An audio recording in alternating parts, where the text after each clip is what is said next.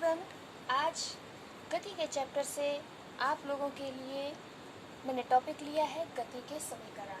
आज आप लोग गति के समीकरण का निरूपण करना सीखेंगे और प्लीज़ ये वीडियो थोड़ा लंबा हो सकता है, लेकिन आपको अच्छी तरह से समझ में आ जाएगा, तो वीडियो को पूरा देखें और इसका अध्ययन करें। तो शुरू करते हैं गति के समीकरण। गति के जो समीकरण है मैं पहले बता दूं वो समीकरण क्या होते हैं। वो समीकरण है v बराबर u प्लस ए टी पहला, दूसरा s बराबर u t plus half a t square and तीसरा v square is equal to u square plus 2ax। तो हम एक एक करके तीनों समीकरणों का निरूपण करेंगे। तो सबसे पहले तो मैं आपको बता दूं कि ये u, v, a और t क्या है। इनका अध्ययन आप पहले भी कर चुके हैं, लेकिन एक बार मैं आपको फिर से बताती हूँ। u प्रारंभिक वेग, v अंतिम वेग, a त्वरण, t समय अंतराल और s चली गई दूरी। चलिए पहले समीकरण से शुरू करते हैं। जैसा कि आप लोग त्वरण का सूत्र जानते हैं, ठीक है। त्वरण बराबर होता है वेग परिवर्तन बटे समय अंतराल। ठीक, ये तो आप लोग जानते ही हैं। इसी को हम इस तरह से भी लिख सकते हैं, वेग परिवर्तन मतलब अंतिम वेग माइनस प्रारंभिक वेग बटे समय अंतराल। और अभी मैंने बताया कि अंतिम वेग को डिनोट करते हैं v से, माइनस प्रारंभिक वेग को डिनोट करते हैं u से, और समय अंतराल t और त्वरण को कहते हैं a। ठीक है, इतना समझ में आ गया। अब हम a बराबर v minus u upon T इसका करेंगे क्रॉस मल्टीप्लाई। क्रॉस मल्टीप्लाई जब हम करेंगे तो a का t में होगा, यानी ए टी बराबर, इसके नीचे कुछ नहीं मान लेते हैं, v माइनस u। ठीक, अगर हम u को इधर लेकर आए तो क्या हो जाएगा, a t plus u is equal to v, या हम इस तरीके से ले सकते हैं v is equal to u plus a t. और यही है हमारा गति का पहला समीकरण। इसे हम डाल देते हैं समीकरण नंबर 1। दूसरा समीकरण, इसका निगमन थोड़ा सा लेंदी है लेकिन बहुत ही सरल है अगर आप लोग ध्यान से समझेंगे। दूसरे समीकरण के लिए अगर हम माने कि गतिमान वस्तु का प्रारंभिक वेग u है, त्वरण a है और t सेकंड के बाद उसका वेग बढ़कर v हो जाता है। v मीन्स अंतिम वेग, ठीक है। तो 1 सेकंड में वस्तु के वेग में वृद्धि कितनी होगी, तो 1 सेकंड में वस्तु के वेग में वृद्धि होगी a, क्योंकि एक समान त्वरण की बात की जा रही है। गति प्रारंभ होने के बाद 1 सेकंड बाद वेग कितना हो जाएगा, गति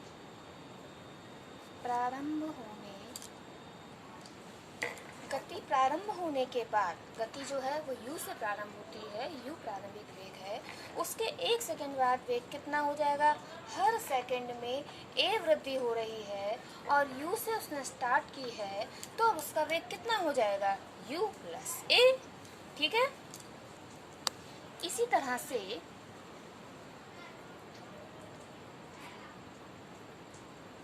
गति समाप्त होने 1 सेकंड पहले वेग, गति समाप्त होने के 1 सेकंड पहले वेग समाप्त होगी v पर, तो v से 1 सेकंड पहले यानी कि वेग होगा यहाँ पर v माइनस a। ठीक, तो औसत वेग कितना हो जाएगा, औसत वेग, इन दोनों वेगों को जोड़ेंगे, u plus a plus v minus a upon 2। a से कैंसिल हो जाएगा तो यहाँ पर आ जाएगा u प्लस वी अपॉन 2। इसी तरह से हम इसी प्रकार 2 सेकंड के लिए निकालेंगे। 2 सेकंड में वस्तु के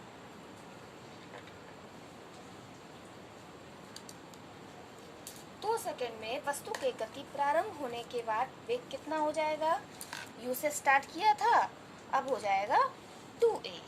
ठीक है, सेम इसी तरीके से 2 सेकंड में वस्तु के गति समाप्त होने के पहले का वेग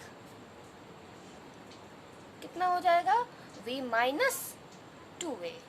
ठीक, तो यहाँ पर भी जब हम निकालेंगे औसत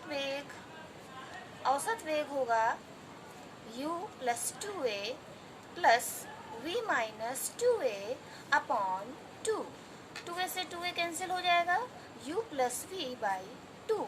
हमने देखा जब हम 1 सेकेंड के लिए निकाल रहे थे, फिर 2 सेकेंड के लिए निकाल रहे थे, इसी तरीके से 3 second, 4 second, 5 second, 10 second, 20 second, आगे कितने भी निकालते जाएं, औसत वेग u प्लस v बाई 2 ही आएगा। ठीक है, क्योंकि एक समान त्वरण की बात की जा रही है, त्वरण स्थिर है, इसलिए हम t सेकेंड में चली गई दूरी यानी कि s को कह सकते हैं u plus v by 2 into t. अब आप समझ रहे होंगे कि कैसे आया, नहीं समझ रहे हैं तो मैं आपको बताती हूँ। हमें मालूम है चाल बराबर दूरी बटे समय होता है। ठीक है, तो दूरी बराबर क्या हो जाएगा, दूरी बराबर हो जाएगा चाल गुणे समय। और अभी हम औसत वेग यानी चाल निकाल रहे हैं u प्लस वी बाई 2, तो ये तो हो गई हमारी चाल इंटू समय t। ठीक है, तो ये दूरी हो गई, ये चाल या वेग कहें और समय हो गया। इस तरीके से ये निकल के आई हमारी दूरी। समीकरण 1 में हम निकाल चुके हैं v बराबर u प्लस ए टी।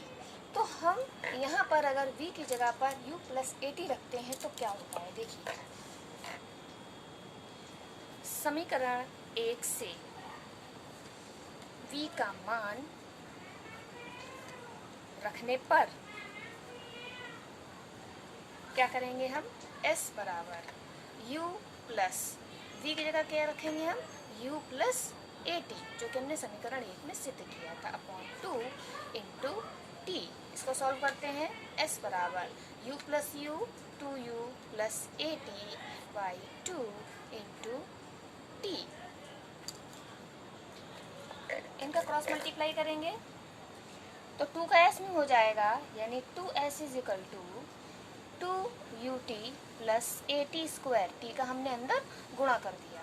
ठीक, 2s बराबर, यहाँ से हम अगर 2 कॉमन लेंगे तो यहाँ तो हो जाएगा ut प्लस, यहाँ पर 2 है नहीं तो अगर हम मान लेते अंश में भी 2 है और हर में भी 2 है तो 2/2 इसका कोई मतलब तो होता नहीं, इसका मतलब 1 ही होता है। तो अगर हम यहाँ से 2 कॉमन लेंगे तो यहाँ पर रह जाएगा 1/2 ए टी स्क्वायर।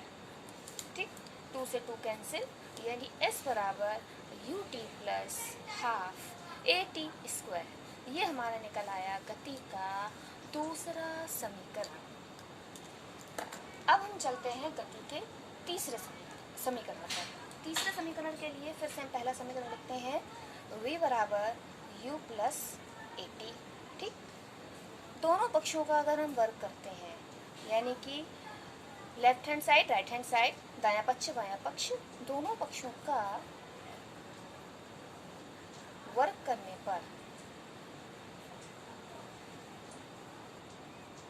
यानी कि v का whole square u plus a t का होल स्क्वायर, यानी v square is equal to a plus v का होल स्क्वायर। आप लोगों को पता होगा a square plus 2ab 2uat plus v square, यानी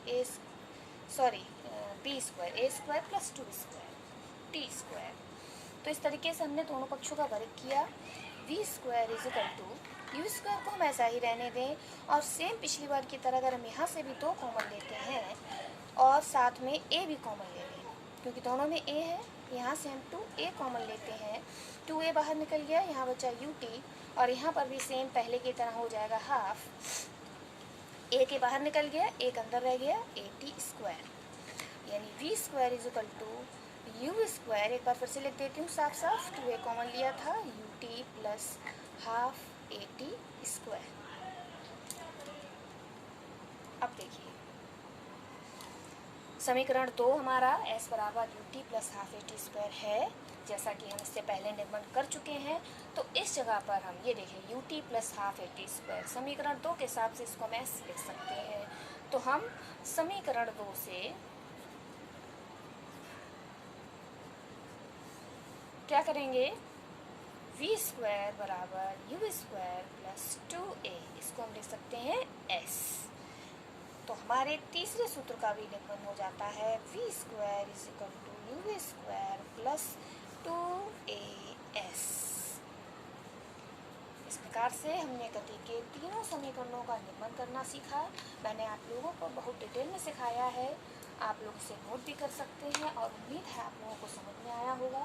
तो प्लीज़ चैनल को सब्सक्राइब करें और ऐसे ही वीडियो पाते रहें। Thank you so much.